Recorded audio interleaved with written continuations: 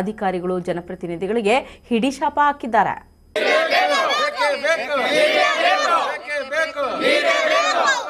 ನಿಂತಿರೋದಕ್ಕೆ ready ಮಾಡಿಸಲೇಬೇಕು.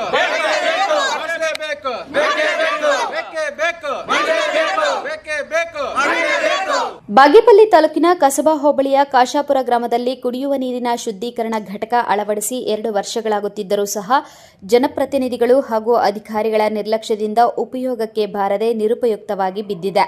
ಇದರಿಂದ ಗ್ರಾಮದ ಜನರು ಕುಡಿಯುವ ನೀರಿಗೆ ಪರದಾಡುವಂತಾಗಿದೆ. ಗ್ರಾಮದಲ್ಲಿರುವ ಕುಡಿಯುವ ನೀರು ಶುದ್ಧೀಕರಣ ಘಟಕಕ್ಕೆ ಬೀಗ ಜಡಿದಿರುವುದರಿಂದ ನಾಗರಿಕರಿಗೆ ಯಾವುದೇ ರೀತಿಯ ಪ್ರಯೋಜನ ಇಲ್ಲದಂತಾಗಿದೆ. ಸರ್ಕಾರಿ ದಾಖಲೆಗಳ ಪ್ರಕಾರ ಪರಗೋಡು ಗ್ರಾಮ ಪಂಚಾಯಿತಿಯ ಕಾಶಾಪುರ ಗ್ರಾಮದಲ್ಲಿ ಹೆಂಗಸರಿಗಷ್ಟೇ ಕುಡಿಯುವ ನೀರು ಶುದ್ಧೀಕರಣ ಘಟಕ ಇದ್ದು ಸಾರ್ವಜನಿಕರ ಬಳಕೆಗೆ ಕಾಲ ಕೂಡಿ ಬಂದಿಲ್ಲ ಎಂದು ಗ್ರಾಮಸ್ಥರ ಗಂಭೀರ ಆರೋಪವಾಗಿದೆ.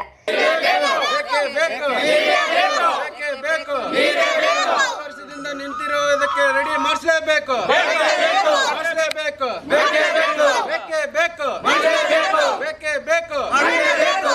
ಅಧಿಕಾರಿಗಳು ಬರಲೇಬೇಕು. ಅಧಿಕಾರಿಗಳು ಇಲ್ಲಿಗೆ ಬರಲೇಬೇಕು. ಬೇಕೇ ಬೇಕು. ಅಧಿಕಾರಿಗಳು ಬರಬೇಕು.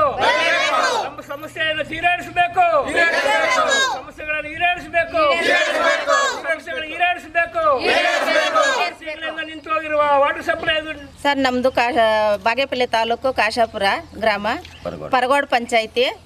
ನಮ್ಮೂರಲ್ಲಿ ಫಿಲ್ಟರ್ ಮಿಷಿನ್ ಫಿಟ್ ಮಾಡಿದ್ದಾರೆ ಹೊರತು ನೀರಿನ್ನ ಓಪನ್ ಮಾಡಿಲ್ಲ.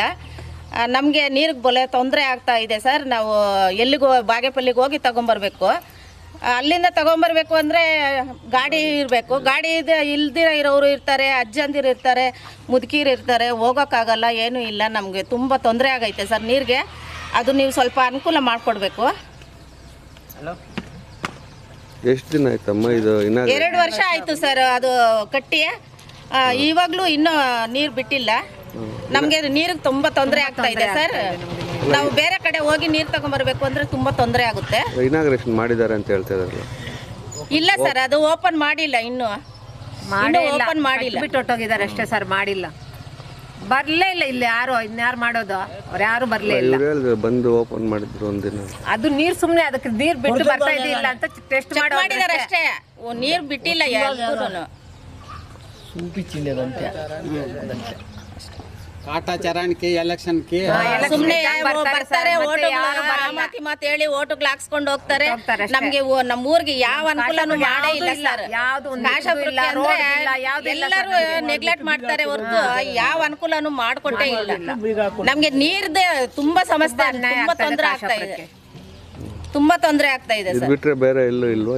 ಇಲ್ಲ ಸರ್, ಎಲ್ಲೂ ಇಲ್ಲ. ಇಲ್ಲೇ ಕಟ್ಟಿರೋದು. ನಮ್ ಕುಡಿಯೋ ನೀರು ಅಂದ್ರೆ ತುಂಬಾ ತೊಂದರೆ ಆಗ್ತಾ ಇದೆ.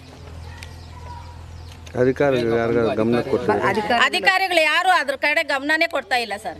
ಒಂದು ನಮ್ಗೆ ಯಾವ್ದಾದ್ರು ಸಾಲ ಮಾಡ್ಬೇಕು ಸರ್. ಅದು ಯಾವ್ದಾದ್ರು ಒಂದು ತೀರ್ಮಾನ ಮಾಡಿ ನಮ್ಗೆ ನೀರು ಬರೋಂಗ್ ಕೊಟ್ರೆ ತುಂಬಾ ಒಳ್ಳೇದು ಸರ್. ನಮ್ಗೆ ನೀರಿನ ತೊಂದರೆ ಕೊರತೆನೆ ಇಲ್ದಿರ ಆಗುತ್ತೆ. ಮತ್ತೊಂದು ಕಡೆ ಕಾಶಾಪುರ ಗ್ರಾಮದಲ್ಲಿರುವ ಸಾರ್ವಜನಿಕ ಕೊಳವೆ ಬಾವಿಯಿಂದ ಸರಬರಾಜು ಮಾಡುತ್ತಿರುವ ನೀರು ಕೊಳವೆ ಬಾವಿಯ ಬಳಿಯೇ ಸೋರಿಕೆಗೊಂಡು ಪುನಃ ಕೊಳವೆ ಬಾವಿಗೆ ನೇರವಾಗಿ ಹರಿದು ಕಲುಷಿತಗೊಳ್ಳುತ್ತಿದೆ. ಕಲುಷಿತ ನೀರೇ ಗ್ರಾಮದ ಮನೆಗಳಿಗೆ ಸರಬರಾಜು ಆಗುತ್ತಿದೆ ಎಂಬ ಆರೋಪ ಕೇಳಿಬಂದಿದೆ.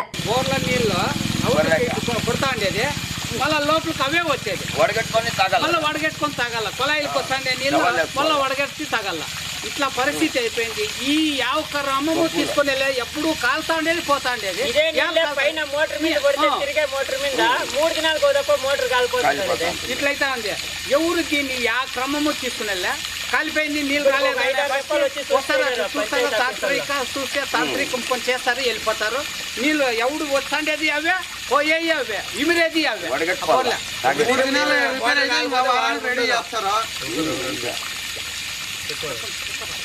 ಒಟ್ನಲ್ಲಿ ಇನ್ನಾದರೂ ಸಂಬಂಧಪಟ್ಟ ಜನಪ್ರತಿನಿಧಿಗಳು ಹಾಗೂ ಅಧಿಕಾರಿಗಳು ಇತ್ತ ಗಮನ ಹರಿಸುತ್ತಾರಾ ಕಾದು ನೋಡಬೇಕಾಗಿದೆ.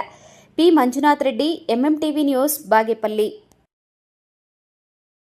ಇದೀಗ ಬ್ರೇಕ್ ನಂತರ ಎಂಎಂಟಿವಿ ನ್ಯೂಸ್ ಮುಂದುವರಿಯುತ್ತದೆ.